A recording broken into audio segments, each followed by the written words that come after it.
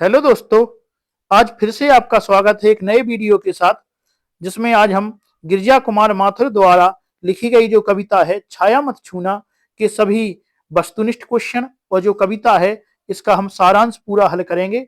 तो आप हमारे साथ बने रहें। इस वीडियो में हम एमपी वर्ग 2 में हिंदी साहित्य में जो है यूनिट जो 17 है उस 17 के संबंध में आपका जो गिरिजा कुमार माथुर में दिया गया है छाया मत छूना चैप्टर, उसमें की जो कविता है उसका हम आज पूरा सारांश, गिरिजा कुमार माथुर का पूरा जीवन परिचय, कविता का पूरा सारांश और इसके लास्ट में हम आपको जो वस्तुनिष्ठ क्वेश्चन है वो भी लेके आएंगे। तो आइए देखते हैं किस प्रकार से। पहले जो जीवन परिचय है गिरिजा कुमार माथुर का आप देख सकते हैं, उसके बाद पाठ का सारांश, सारांश में हम आपको पहले कविता, उसके बाद इसका जो भावार्थ है, फिर उसके बाद कविता, फिर उसके बाद भावार्थ, फिर उसके बाद ये कविता, फिर भावार्थ और इसके बाद जो इसके महत्वपूर्ण वस्तुनिष्ठ क्वेश्चन है ये भी आपके लिए लेकर आए हैं। तो आइए वीडियो बिना देरी के हम स्टार्ट करते हैं, क्योंकि आपकी जो परीक्षा है वो 20 मार्च से होने वाली है और हमारे पास इतने टॉपिक हैं कि हमें इनको कवर करना एक मुश्किल ही बात है। तो हम आपके लिए जो महत्वपूर्ण वीडियो ऑब्जेक्टिव क्वेश्चन लेकर आ रहे हैं और साथ में सारांश भी लेकर आ रहे हैं और कवि परिचय भी लेकर आ रहे हैं। तो आप लोग वीडियो को लाइक करें और चैनल को सब्सक्राइब करें। तो आइए स्टार्ट करते हैं। यहाँ बताया गया है कि जो गिरिजा कुमार माथुर जी हैं इनका जन्म 1918 ईस्वी में गुना, जो मध्य प्रदेश में पड़ता है, में हुआ था। तो इनका जन्म कब हुआ था? 1918 ईस्वी में गुना मध्य प्रदेश में हुआ था। इन्होंने जो प्रारंभिक शिक्षा है वो झांसी उत्तर प्रदेश से ली थी और इसके बाद इन्होंने एमए किया। क्या किया? एमए किससे? अंग्रेजी से किया। और इसके बाद इन्होंने एलएलबी भी साथ में लखनऊ से किया है। उसके बाद इन्होंने कुछ टाइम तक वकालत भी की और फिर आकाशवाणी दूरदर्शन में इन्होंने जॉब भी किया है। और इनकी जो मृत्यु है वो, इनका निधन 1994 ईस्वी में हो गया था। आइए इनकी कुछ हम रचनाएं देखते हैं। इनकी रचनाएं कृतियां हैं नाश और निर्माण, धूप के धान, शिलापंख चमकीले, भीतरी नदी की यात्रा, ये इनका काव्य संग्रह है। जन्म कैद, ये इनका एक नाटक है। अब इनकी कुछ नई कविता है तो सीमाएं और संभावनाएं, ये इनकी एक आलोचना नई कविता के रूप में दी गई है। तो गिरिजा कुमार माथुर का हमने जन्म मृत्यु पढ़ लिया कि इनका जन्म जो है गुना में हुआ था 1918 मध्य प्रदेश में। इन्होंने झांसी में अपनी जो प्रारंभिक शिक्षा ली उसमें इन्होंने अंग्रेजी में एमए किया, फिर एलएलबी किया, लखनऊ से एलएलबी की इन्होंने किया। इनकी मृत्यु 1994 में हो गई थी और आकाशवाणी दूरदर्शन में इन्होंने काम भी किया है। कुछ टाइम तक इन्होंने वकालत भी की है। तो इसके बाद इनकी कुछ रचनाएं भी आप फिर से याद कर लें। नाश और निर्माण, धूप के धान, शिलापंख चमकीले, भीतरी नदी की यात्रा, जी इनका काव्य संग्रह है। और जन्म कैद भी इनके नाटक है एक, और नई कविता इनकी सीमाएं और संभावनाएं। तो इनका जो जीवन परिचय हो गया है। आइए अब हम छाया मत छूना, तो जो एक इनकी जो कविता है छाया मत छूना, इसमें इन्होंने बताया है कि जो छाया होती है, छाया मतलब प्रतिबिंब, जो आपकी छाया रहती है, तो छाया मत छूना मतलब आप अपने अतीत को मत देखें, आप अपने जो पीछे आपके साथ गुजर गया है आप उसको मत देखें। छाया मतलब जो आपका अतीत है, मत छूना मतलब उसके साइड आप ना देखें, क्योंकि आपके अतीत में हो सकता है दुख भी हो और सुख भी हो। तो आप उन दुख और सुख को सोचकर आपकी जो वर्तमान है, आज की जिंदगी है, इसको आप बर्बाद मत कीजिएगा। क्योंकि व्यक्ति के जो जीवन है, जीवन में कौ सुख सुख ही होते हो, मतलब आपके जीवन में कौ पहले सुख ही सुख हो, अब दुख है तो दुख है तो आपको दुख का जो है सामना कीजिए और अपने आगे की लाइफ को अच्छी कीजिए। और जो आपके जीवन में पिछले सुख थे तो उन सुख को भूल जाइए, आगे सुख को याद करके कोई फायदा नहीं है। यह इन्होंने इस कविता में बताया है। तो उन्होंने कहा है कि छाया मत छूना। तो आप इसका सारांश, मेन पॉइंट जो है इस कविता का वो आप समझ गए हैं। तो आइए हम इसको देखते हैं। तो कवि कहता है कि छाया मत छूना, मन है मन होगा दुख दूना। मतलब यदि आप छाया को छुओगे, यदि आप पिछली बातों को सोचोगे तो आपका मन कैसा होगा? होगा दुख दूना। आपका दुख जो है वो दुगना हो जाएगा यदि आप पिछली बातें सोचोगे। यदि आपके पिछले जन्म में दुख थे तो आप इस टाइम के जो सुख हैं उसको भोग रहे हैं, तो आपको वो दुखी बातें सोचकर आज भी दुखी हो जाओगे। तो आपका जो सुख है कायम बदल जाएगा, दुख में बदल जाएगा। तो लेखक यही बताना चाहता है, गिरिजा कुमार माथुर जो है वो यही बताना चाहते हैं कि छाया मत छूना, मन होगा दुख दुगना। यदि आप छाया को छुओगे तो आपका जो मन है वो दुख हो कैसा हो जाएगा, दुगना हो जाएगा। आइए आगे है, जीवन में है सुरंग। जीवन में क्या है, सुरंग है। सुधियां सुहावनी, जो सुधियां हैं वो कैसी हैं, सुहावनी है। जो जीवन है उसमें सुरंग बड़ी है, मतलब आपको बहुत लंबी दूर तक जाना है। और सुधियां सुहावनी, इस टाइम की जो है आपकी सुधियां वो सुहावनी है। छवियों की चित्त गंध फैली मन भावनी, और जो छवियां हैं उसकी जो गंध है वो भी कैसी, मन भावनी फैली है। तो आइए देखते हैं। तो कवि कहता है, कवि आशा के साथ संदेह देते हुए कहता है कि जीवन में कभी सुख तो कभी दुख आते हैं, और जीवन में जो बीत गया है वह सुख भी हो सकता है और दुख भी हो सकता है। कोई याद करके बढ़ाने से कोई भी लाभ नहीं होता है, क्योंकि उसे याद करने से हमारी समस्याएं बढ़ती हैं ना कि घटती हैं। माना कि हमारे बीते हुए दिन बहुत ही खुशहाली माने सुहावने थे, माने आप बहुत खुश रहे होंगे पहले, लेकिन रंग बिरंगी सुहानी यादें आसपास के सुहावनी गंध भरे चित्त चारों ओर फैली हुई हैं, लेकिन अब उसे याद करके कोई फायदा नहीं है। आगे देखिए, यहाँ पे आपको यही बताया गया है कि छवियों का चित्त गंध फैली मन भावनी, और तन सुगंध शेष रही बीत गई यामिनी। माने जो पहले के जो सुगंध थे वो शेष रहे, माने जो शेष थे वो बीत गई यामिनी, अब बीत गए हैं।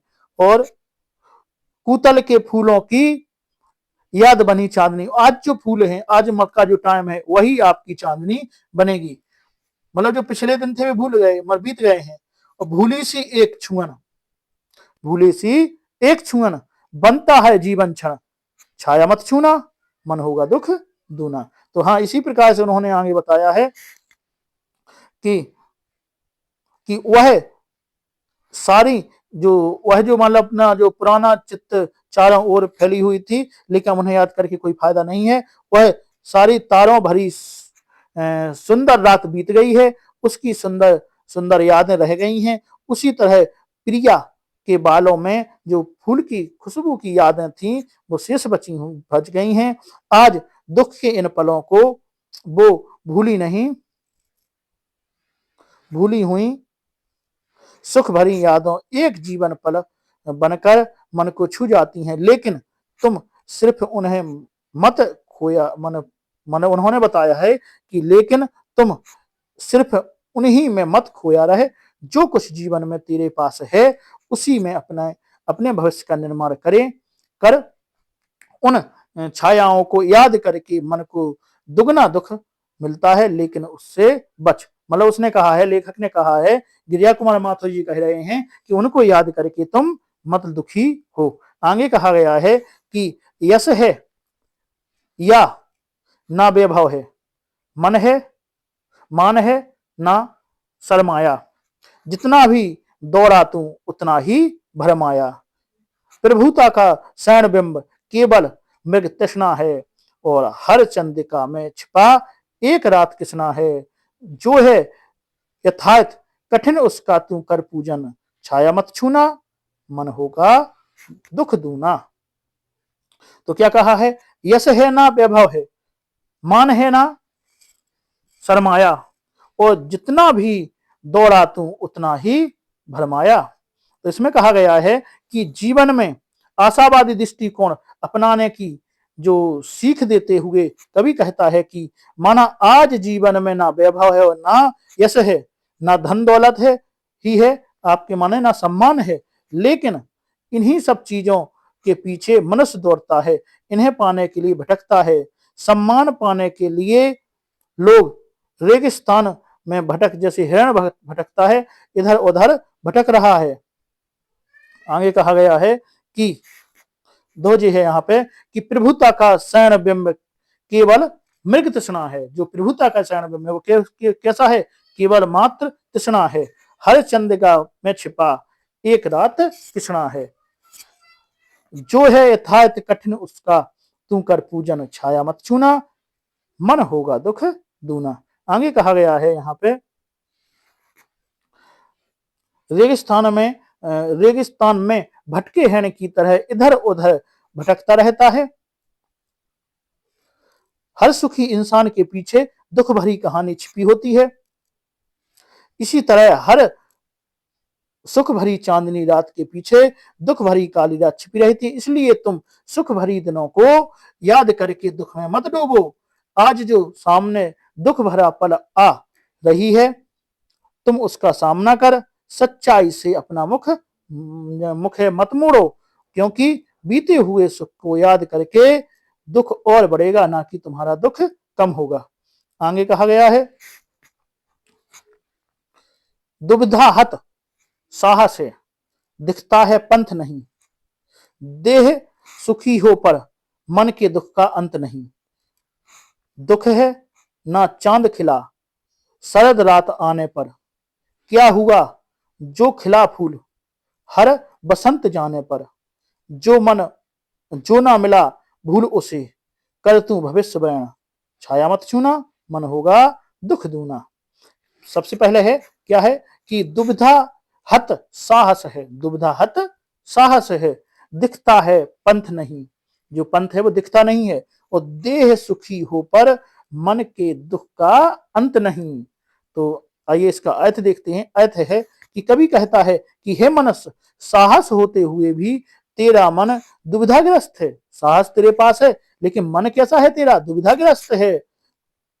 तुम्हें सफलता वाली रास्ता दिखाई ही नहीं दे रही है और शरीर तो तुम्हारी पूरी तरह से स्वस्थ है, लेकिन फिर भी मन में जो दुख है वो कभी खत्म नहीं हो रहा है।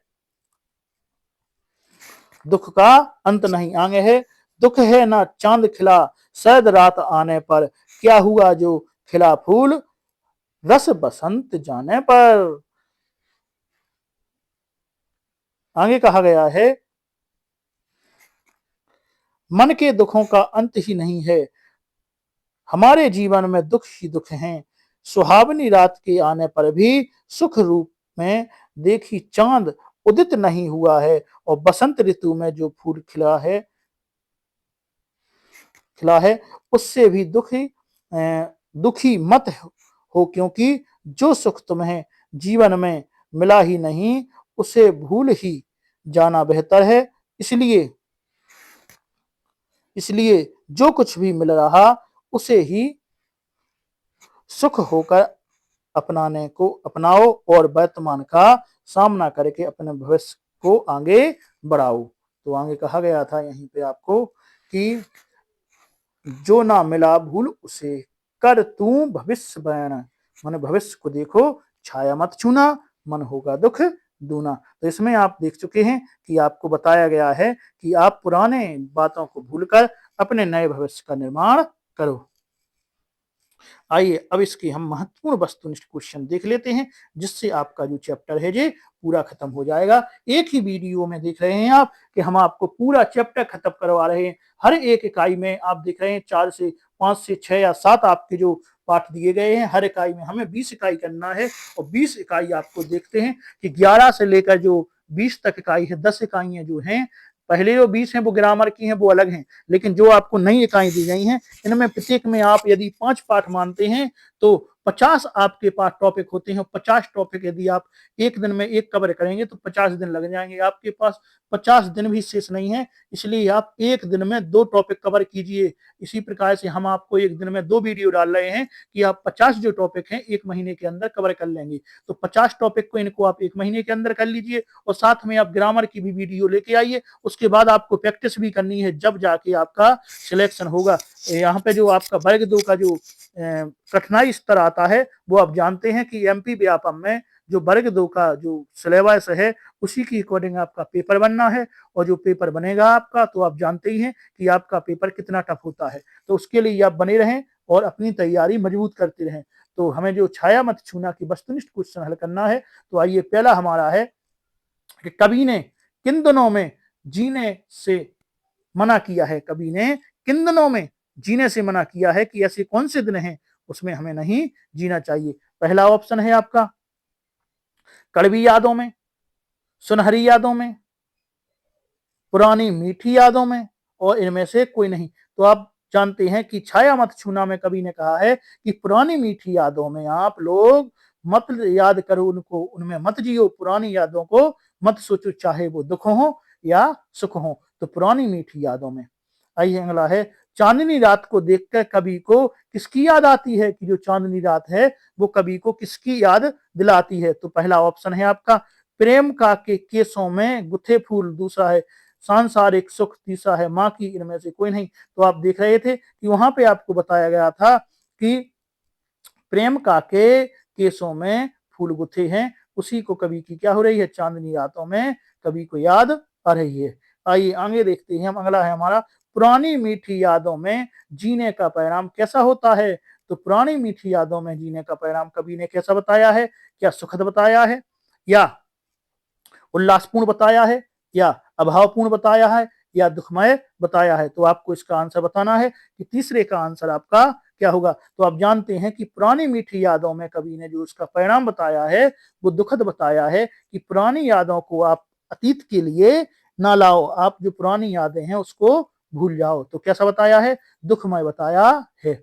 आइए अगला चौथा हमारा है कि कविता में मृग तृष्णा किसे कहा गया है।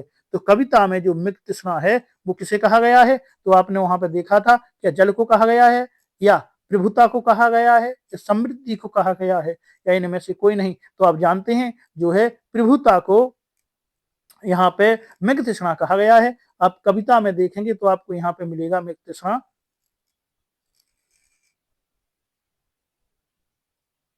मृग तृष्णा आप देखेंगे जी है।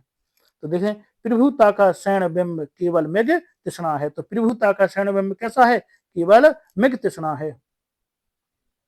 तो क्या माना है, प्रभुता का, क्या माना है, प्रभुता का। तो क्या है आंसर आपका इसका, इसका आंसर जो है आपका प्रभुता ही होगा। तो हम आपको बहुत ही क्लियरिटी से आपके क्वेश्चन आंसर करवाते जा रहे हैं, आप बस जुड़े रहें और वीडियो को देखते रहें। अगला है, कविता में छाया का अर्थ क्या है। इस कविता में जो छाया का अर्थ आपको बताया है वो क्या है। तो पहला है पुरानी मीठी यादें, अगला है परछाई, दुख, या परेशानी। तो आपको बताना है इनमें से कि आपका आंसर क्या होगा। तो आप जानते हैं कि पुरानी मीठी यादों को कवि ने छाया कहा है। तो क्या आंसर हो जाएगा, आपका आंसर का हो जाएगा।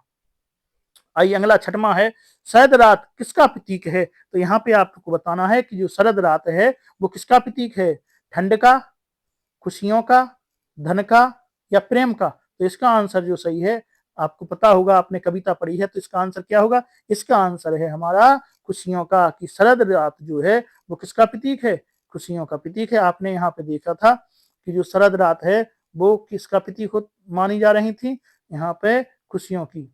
जी है, कि दुख है न चांद खिला शरद रात आने पर, क्या हुआ जो खिला फूल हर बसंत जाने पर। तो शरद रात किसका प्रतीक है, सुख का प्रतीक। देख रहे हैं, देह देह सुखी हो पर मन के दुख का अंत नहीं, दुख है ना चांद खिला शरद रात आने पर। तो शरद की रात का किसका प्रतीक माना जा रहा है, सुख का प्रतीक माना जा रहा है। तो आपको जो छठवां का आंसर हो जाएगा, खुशियों का प्रतीक माना जा रहा है, सुख का प्रतीक माना जा रहा है, कौन सा, शरद ऋतु को। आइए अगला है कि किसे याद करके कवि के मन में मन भावन चित्त उभरते हैं। तो आपको बताना है। तो क्या है, पहला मित्रों को, रंग बिरंगी यादों को, अगला है प्रकृति को, इनमें से कोई नहीं। तो इसका जो आंसर है, रंग बिरंगी यादों को कवि ने क्या माना है, मन में मन भावन चित्त उभरते हैं। मन भावन चित्त किसको माना है, रंग बिरंगी यादों को। आइए अगला आठवां हमारा है, हर सुख में क्या छिपा रहता है। तो हर सुख में आप जानते हैं कि दुख छिपा रहता है। इसका आंसर का हो जाएगा, ना प्रेम है, ना दर्द है, ना याद है, क्या है, हर सुख में क्या छुपा रहता है, दुख छुपा रहता है। आपने कविता में पढ़ा है। आइए अगला देखते हैं, कवि जीवन में क्या पाने के लिए दौड़ रहा है। तो कवि जीवन में क्या यश पाने के लिए दौड़ रहा है, धन, खुशी, इनमें से कोई नहीं। तो इसका आंसर जो आपका होगा, आपने पढ़ा है कविता में कि कवि जीवन में क्या यश पाने के लिए सभी लोग दौड़ रहे हैं। कवि कहता है कि क्या पाने के लिए, यश पाने के लिए। आइए अगला हमारा है, 10वां है, उचित अवसर ना मिलकर याद में मिलने वाली खुशी कैसी प्रतीत होती है। तो मतलब उचित अवसर पर ना मिलकर याद में मिलने वाली खुशी कैसी प्रतीत होती है। तो इसका आंसर आपका है काल्पनिक होगी, क्या व्यर्थ होगी, असंतोष होगी, निराशाजनक होगी। तो आप जानते हैं कि उचित अवसर पर ना मिलकर बाद में जो खुशी मिलती है वह कैसी है, वह व्यर्थ है। कैसी है, व्यर्थ। तो व्यर्थ वो खुशी होती है। अगला 11वां है, बसंत के समय फूल ना खिलने का क्या आशय है। तो बसंत के समय फूल ना खिलने का क्या आशय है। तो इसका आंसर आपका क्या होगा, का। समय पर फूल का ना खिलना, दूसरा सुख प्राप्त ना होना, तीसरा सूखा पड़ना, चौथा उचित अवसर का लाभ ना मिलना। तो इसका आंसर क्या होगा, हो जाएगा आपका जी, हो जाएगा उचित अवसर का लाभ ना मिलना। बसंत के समय फूल ना खिलना मतलब उस टाइम पे तो खिले नहीं, मतलब हमें उचित अवसर का लाभ तो मिला नहीं। आइए अगला है, पुरानी मीठी यादों के साथ लगी सुहानी सुगंध कवि के तन मन को क्या बना देती है। तो इसका आंसर जो होगा वो क्या सुस्त बना देती है, या चंचल बना देती है, या मस्त बना देती है, या रंगीन बना देती है। तो आपको बताना है। तो कहा गया है कि पुरानी मीठी यादों के साथ लगी सुहानी सुगंध कवि के तन मन को कैसा बना देती है। तो कवि के तन मन को जो मस्त बना देती है। कैसी बना देती है, मस्त बना देती है। इसका आंसर गा होगा। आइए अगला 13वां हमारा है कि जब मनुष्य का मन दुविधाओं से भर जाता है तो क्या होता है। जब मनुष्य का मन किससे भर जाता है, दुविधाओं से भर जाता है, तो क्या होता है, का है तब वह रोने लगता है, घर से भाग जाता है, वह लड़ने लगता है, तब उसे कोई रास्ता नहीं सूझता। तो इसका आंसर जो होगा वो होगा आपका कि तब उसे कोई रास्ता नहीं सूझता। तो इसका आंसर आपका घ हो जाएगा कि जब मनुष्य का मन दुविधाओं से भर जाता है तब उसको कोई रास्ता नहीं सूझता है। आइए अगला है हमारा लास्ट है ऑप्शन कि रस बसंत जीवन के किन दिनों का प्रतीक है। तो जो रस बसंत है वो जीवन के किन दिनों का प्रतीक है। तो सुहाने दिनों का प्रतीक है। तो बस इस पाठ के जितने भी वस्तुनिष्ठ महत्वपूर्ण थे हमने आपको कवर करवा दिए हैं और हमने इसकी कविता भी पूर्ण पढ़ ली है। तो हमें आशा है कि आपको जो वीडियो हो पसंद आ रही है। तो आप लोग वीडियो को लाइक करें और चैनल को सब्सक्राइब करें। तो इसी प्रकार से हम आगे भी आपके लिए सभी टॉपिक के जो कहानी है वो लेकर भी आएंगे और जितने भी इनके वस्तुनिष्ठ बन सकते हैं वो भी लेकर आएंगे। बस आप धैर्य रखें और आप वीडियो को देखते रहें और चैनल को सब्सक्राइब करें, वीडियो शेयर करें, हमसे जुड़े रहें। आज के इस वीडियो में इतना ही। धन्यवाद।